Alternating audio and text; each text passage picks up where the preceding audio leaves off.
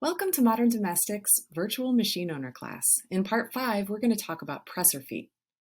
Presser feet make it easier for you to accomplish various tasks while sewing. Your machine came with several different presser foot soles, and I'm going to walk you through a few of them, but first let's talk about how to change them out.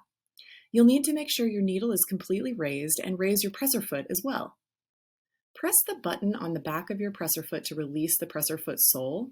Pull down on the sole to remove. To put on a new foot, line up the foot with the bar directly under the clamp. Either lower the presser foot lever down to grab onto the foot or press the foot up onto the clamp.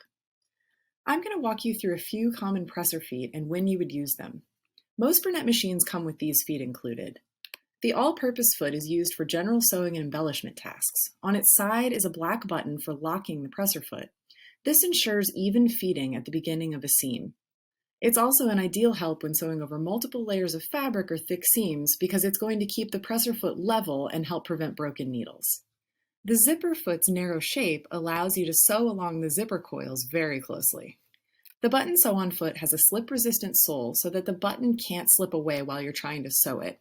It allows you to sew on buttons of various sizes by machine. The buttonhole foot allows you to sew beautiful buttonholes easily. For models that include it, the automatic buttonhole allows you to sew any number of buttonholes at exactly the same length. The blind stitch foot is most suitable to sew blind hems or top stitch edges. The stitches only pierce the hem so that the stitch holes are hardly visible on the right side of the fabric. These specialty feet don't come with all Bernette machines, but you can add them to your collection. They're extremely useful in helping you achieve great results every time for your specific sewing tasks.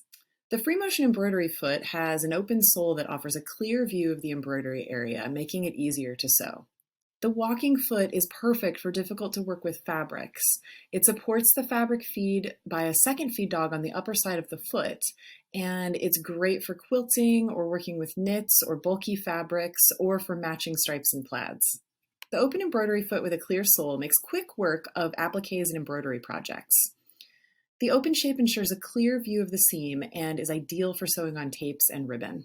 The overlock foot facilitates finishing edges professionally and sewing seams similar to a serger. It's a great foot for both wovens and for knits. The patchwork foot is ideal for patchworking with exact seam allowances of 1/4 inch or 1/8 of an inch. The fabric edges can either be guided along the foot or along the seam guide. This makes accurate sewing absolutely simple. The edge stitch foot is one of our favorites. The center guide facilitates the top stitching of edges, hems, and pleats, and it's helpful for sewing on laces and tapes and for reinforcing edges. The guide helps you achieve a perfect seam and flawless hems that run parallel to the edge. The invisible zipper foot is simply the must-have foot for sewing in invisible zippers the right way. Dual feed is a feature on the Bernette 77 and 79 models. The dual feed feeds the fabric from above and beneath simultaneously.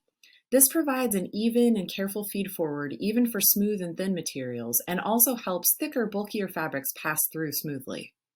Striped and checkered patterns can be matched perfectly by even feeding.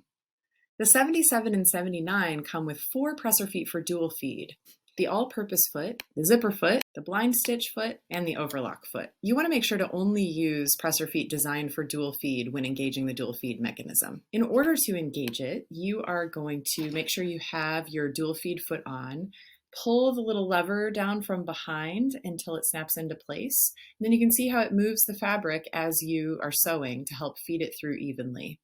In order to disengage, you would stop sewing, lift your presser foot up, and then just pull the dual feed back a bit and it will pop back into place. Thanks for watching this video. In part 6, we'll talk about stitches. See you then.